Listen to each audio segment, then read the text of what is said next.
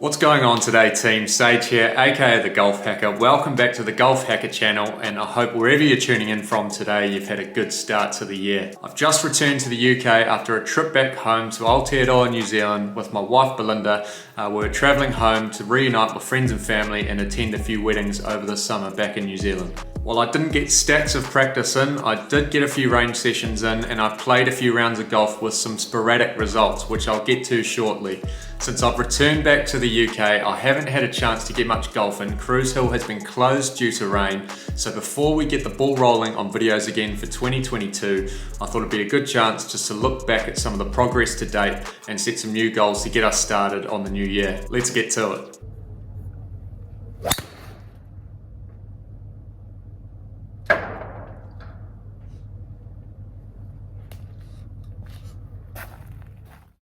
So I started the journey on the 22nd of July last year.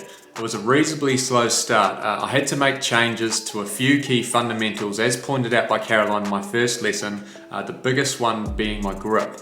That took some real getting used to, so it was a case of a few steps backward before we could move forwards. So then in October, I decided to set some short-term targets with a target handicap of under 17 by mid-December. My practice was sporadic. I didn't get to the range too much, probably only 4 to 5 times over those couple of months, but I did get at least one round a week in. I was practicing my chipping and my putting a fair bit more than anything else, and in the end I did sneak in underneath 17 with a handicap of 16.6 around the 20th of December. The improvement in my handicap has ultimately been the result of better feel in and around the greens and better ball striking. And that improvement in ball striking has been mostly down to improvements in some of the key fundamentals such as my grip, my posture, better consistency of ball position and stance, and also the hinge of my wrists and release through the ball. I went through these changes in a little more detail in an earlier video, which I'll drop a link to below. But as Caroline pointed out, I've still got plenty of room to improve on these aspects, so that will continue to be the focus over the next few months. As far as swing changes go, comparing footage of my swing from early last year to some of the latest footage, the key differences you can see are in my posture, my wrist hinge, and just general tempo of the swing. I still haven't done any work on hitting out of bunkers, despite having 1 or 2 rounds spoiled by the bunker, and my putting has improved with practice. Comparing my putting stroke from the start of this journey to now, there are noticeable differences in posture, standing more upright, and generally just more confident strokes. I used a different putter back in New Zealand, which you can see on the screen there, and I felt this was so much more comfortable than the putter I've been using back over here, the tri-ball Odyssey putter.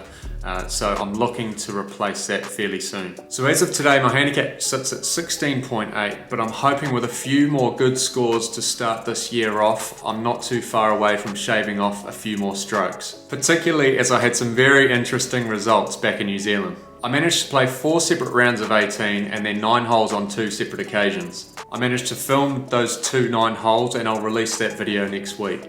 But the spread of those results really was quite spectacular. I started with a 32 over 102 at Miramar Golf Course in Wellington. It's a tough track and windy weather, but this was the first time I'd hit over 100 since about August last year. I followed that up with a 23 over 94 at Bullcott's Farm Heritage Golf Club. If it wasn't for some shoddy putting, this could have been a decent score, but it was a much more respectable round altogether. I then played 2 separate 9s about 4 or 5 days apart, but I returned to that same course, Karori Golf Course, about a week later, and I had the absolute round of my life. A new PB, breaking 80 for the first time, shooting a 9 over 79 at Karori Golf Club. Before this round, my previous best was 86, so this round absolutely came out of nowhere. I started the round with 3 birdies. It was just one of those days where everything seemed to be going my way, and it managed to last the whole length of the round.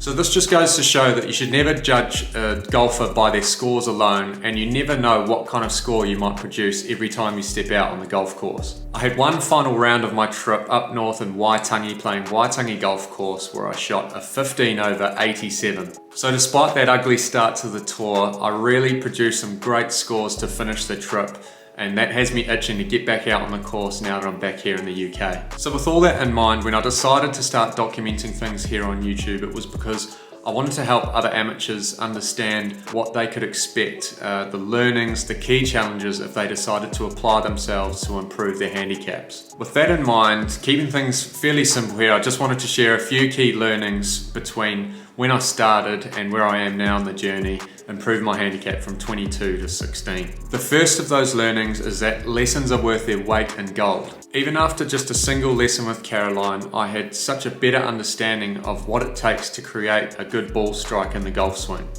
I've had a handful more lessons with Caroline now, and I can honestly say all of them have been super helpful. Now, I'm not saying you absolutely have to get lessons if you want to improve, but if you have serious aspirations to improve your game and you have the opportunity to get lessons, I can highly recommend them. They are absolutely worth it. It's important to recognize that the more you play and the more you train without getting help from a coach, if you have serious aspirations to really improve your handicap, you could be training yourself into bad habits which can be hard to overcome down the line. Particularly some of the fundamentals like your grip, your posture. You can learn about these things online through videos and things like that, but it's not until you're working in the flesh with someone who has real expertise that you can get feedback in real time on these things and start to understand where you need to improve your swing. And on that note, that leads me to my second key learning, which is fundamentals are absolutely crucial in this game. When I first started with Caroline, I never could have imagined 6 months down the line we'd still be working to make sure I get my grip, my posture, the ball position in the stance, something as simple as the release of the wrists through the swing. These are things I'm still working on with Caroline to this day, and we still have work to do to get them right. For most amateur golfers, chances are it's one of these fundamentals that are breaking down which is producing a bad result. Now when I'm out on the course and something doesn't go to plan, these are the first areas that I look to try and assess where something went wrong and to make sure I correct that for the next swing. And speaking of getting things wrong, that leads me to my third key learning, which is continue to remind yourself to be patient. So I had to change my grip to start with, and then I saw some early improvements. But then a hook managed to creep into my swing. Between Caroline and I, we managed to address this, but then sooner or later down the line, the hook started to creep back into my game on the occasion. Golf is an extremely difficult game to learn, and when you start to put pressure and expectations on yourself to improve, it's easy to fall into the trap of getting impatient. After changing my grip and when things started to go bad, it would be easy just to fall back into what I knew and how things were before. But often with these changes, things have to get worse before they get better. So please remind yourself to be patient.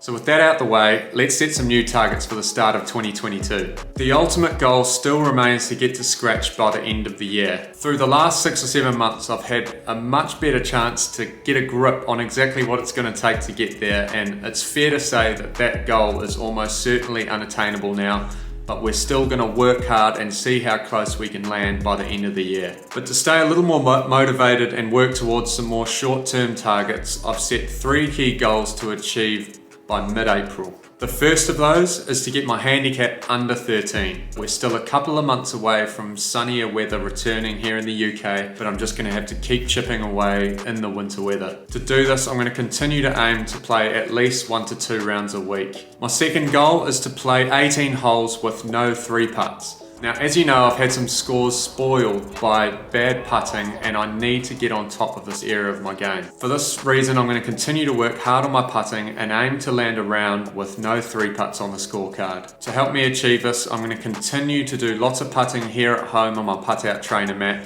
and I'll continue to do a little bit of putting every time I go to the golf course. And my third and final goal to start the year off, by mid-April, I want to break 80 one more time. And knowing that I played almost certainly some of my best golf in this round, I know it's going to take a lot to produce a score of 79 at Cruise Hill sometime over the next couple of months. But having achieved that goal once before now, I have belief that I can do it again, and I'm going to be gunning for it just one more time before mid-April. If I do manage to achieve 1 round under 80, I'm sure I'll be a good chance of bringing my handicap down towards that 13 mark by mid-April too.